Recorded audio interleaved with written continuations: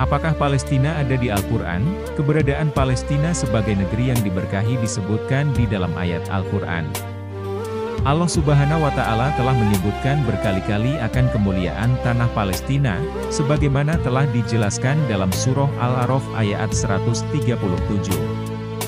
Yang artinya, kami wariskan kepada kaum yang tertindas itu, bumi bagian timur dan bagian baratnya yang telah kami berkahi.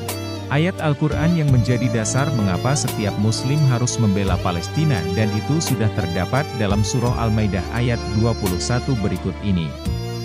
Yang artinya, hai kaumku, masuklah ke tanah suci, Palestina, yang telah ditentukan Allah bagimu, dan janganlah kamu lari ke belakang, karena takut kepada musuh, maka kamu menjadi orang-orang yang merugi. Nabi Musa juga pernah berkata kepada kaumnya, wahai kaumku, masuklah ke tanah suci, yaitu tanah Palestina yang disucikan dari kemusyrikan karena banyaknya nabi-nabi yang diutus di tanah itu, itulah tanah yang telah ditentukan Allah bagimu, masukilah dan rasakanlah kedamaian di dalamnya, apabila engkau beriman dan taat kepada perintahnya.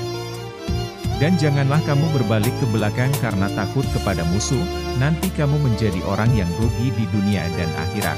Percayalah bahwa tanah itu sudah ditetapkan Allah bagimu, menurut para ulama, penyebutan Masjid Al-Aqsa dan daerah sekitarnya itu sebagai negeri yang diberkahi, karena di daerah tersebut Allah Subhanahu wa Ta'ala mengutus sejumlah rasulnya untuk berdakwah di negeri itu, di antaranya, Nabi Ibrahim, Ishak, Lut, Yakub, Musa, Daud, Sulaiman, Ilyas, Ilyasa, hingga Isa alaihissalam.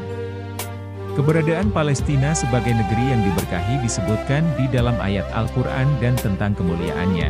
Sebagaimana telah disebutkan dalam ayat suci Al-Quran dalam surah Al-A'raf ayat 137, yang artinya, kami wariskan kepada kaum yang tertindas itu, bumi bagian timur dan bagian baratnya yang telah kami berkahi.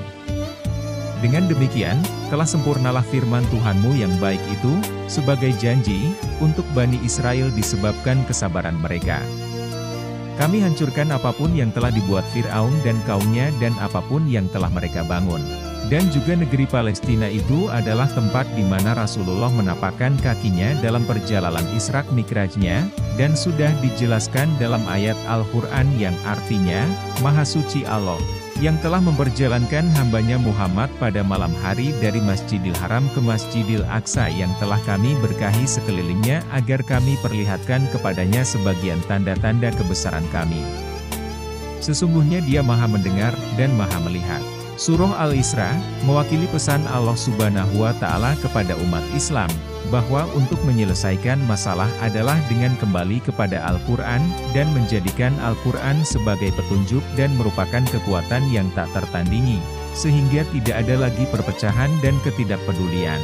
Maka, ketika umat Islam menjadikan Al-Quran sebagai solusi untuk mengakhiri berbagai kezaliman yang terjadi di Baitul Maqdis, Palestina dan Al-Aqsa, itu merupakan kekuatan yang amat dahsyat. Niscaya kemenangan umat Islam bukan lagi angan-angan yang ada dalam impian.